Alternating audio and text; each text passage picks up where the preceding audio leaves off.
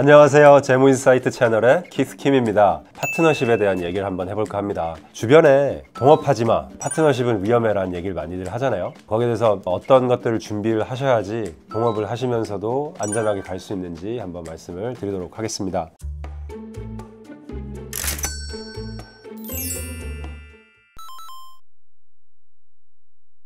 간단하게 한번 예를 들어 볼게요. 각자 열심히 사회생활을 하던 두 사람이 이제 머리를 맞대서 나는 영업을 잘하고 당신은 자격증이나 이런 것들이 있으니 우리 한번 공동으로 한번 비즈니스를 한번 해보자 라고 해서 공동 창업을 했습니다. 처음에 엄청 잘 됐어요. 그런데 정말 부득이한 사고로 젊은 나이에 파트너 한 명이 사고로 돌아가신 상황인데요. 그렇게 되면 감정적으로 힘든 것도 많지만 사실 이 비즈니스 자체를 봤을 때 생겨날 수 있는 이제 큰 세 가지 문제점이 있는데요. 첫 번째로 공동 소유 50대 50이라고 한번 생각을 해보면은 돌아가신 분의 배우자가 있겠죠. 그러면은 주식 자체가 이 배우자의 소유가 돼버리는 거예요.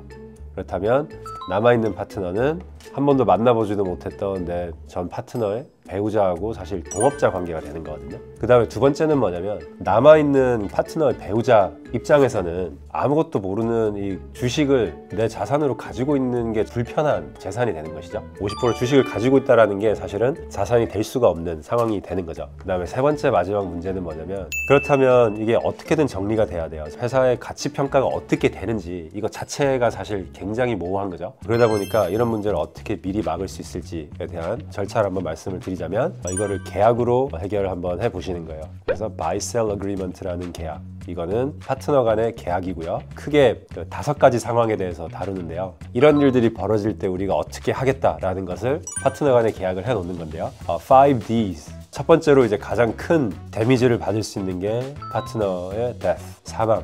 그리고 두 번째, 일을 잘하던 파트너가 갑자기 아프거나 사고가 나서 일을 더 이상 못하는 경우, disability. 그 다음에 divorce, 파트너 한 명이 갑자기 이혼을 한다든지 문제가 될 수 있는 거고, 그리고 disagreement, 그냥 근본적으로 이제 의견이 차이가 있을 때, 그리고 distress, 이거는 이제 경기가 안 좋아서 회사를 청산을 해야 된다든지 이제 갈라서야 될 때, 이런 여러 가지 상황들을 나열해 두고요. 만약에 이런 일이 벌어질 때 우리가 어떻게 지분 정리를 하겠다라는 것들을 명시를 해두는 하나의 계약이 되는 거죠. 그래서 이 Buy-Sell Agreement, 이 계약은 회사 입장에서 봤을 때는 사실 이게 회사의 유언장과 같은 개념입니다. 그래서 이런 일들이 벌어질 때 우리가 어떻게 이걸 정리를 하겠다는 걸 명시를 해두는 거고요. 계약은 한 건 좋아요. 이걸 지키기 위해서 우리가 또 어떤 점을 고려를 해야 되는 건가 하는 게 다음 준비 절차인데요. 만약에 당신한테 무슨 일이 있거나 나한테 무슨 일이 있으면 우리 서로의 지분을 특정한 가격에 매수를 하자, 그렇게 해서 계약을 했는데, 어떻게 그러면은 내가 남아있는 배우자에게 주식을 사오면서 지불할 그 금액을 마련할 건가 하는 게 해결해야 될 숙제가 되는데요. 우리가 회사 지분을 평가하자라고 했었을 때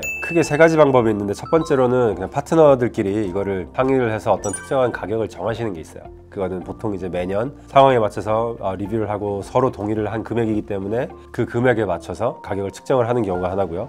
두 번째는 상황 계속 바뀌기 마련이니 공식을 정하자. 그래서 그때 뭐 매출이 얼마, 프로핏이 얼마, 몇 퍼센트, 몇 배 이런 식으로 해서 정하시는 방법 두 번째고요. 그 다음에 세 번째로는 감정 평가를 해주는 전문가를 고용을 해서 전문적으로 평가를 하자라고 해서 3가지 방법으로 가치 평가가 되는데, 어떻게 가치를 평가를 하자라는 것 자체를 Buy-Sell Agreement에 포함을 시키셔서 그 자체에 대한 분쟁이 없도록 막으시는 게 좋을 것 같습니다. 그리고 많이 받는 질문들 중 하나가, 우리가 이거 친한 사이고 사실 이런 거 우리 계약할 것 같으면 우리 이거 시작도 안 했어 라는 경우도 되게 많은데, 이런 일들은 사실 예측 못하게 일어나는 거기 때문에 사실 서로를 정말 위한다면 이런 계약은 필수 조건이고요. 내 가족도 보호하고 또 상대방 가족도 보호하고 또 사업체 유지되는데 결정적인 역할을 하기 때문에 반드시 가지고 계시면 좋고, 그리고 그럼 이건 누가 작성을 해야 되나요? 하는 질문도 많이 받는데, 보통 비즈니스 계약 전문으로 하는 변호사들이 이런 걸 전문으로 작성을 하고요. 그리고 파트너십을 시작할 때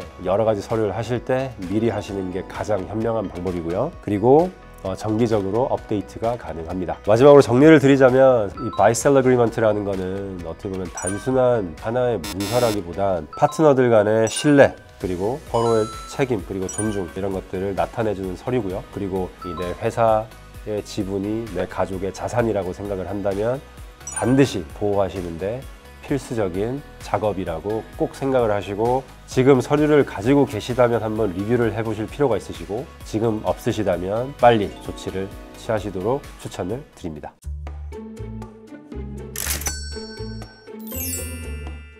네, 오늘은 동업하시는 경우 그리고 파트너가 있는 경우에 어떻게 이 비즈니스를 내 자산으로 보호를 할 수 있을지, 그리고 남아있는 비즈니스도 계속 잘 유지할 수 있을지 정말 기본적인 서류에 대해서 한번 말씀을 나눠봤는데요.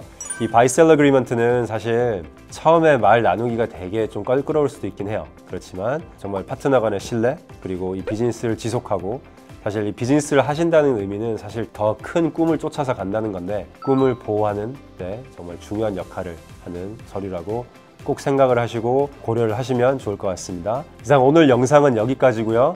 또 궁금하신 점이 있으시면 아래 연락처로 연락을 주시면은 성심성의껏 답변을 드리겠습니다. 시청해 주셔서 감사드리고요. 그럼 다음 시간에 뵙도록 하겠습니다. 재무인사이트의 키스 킴이었습니다. 감사합니다.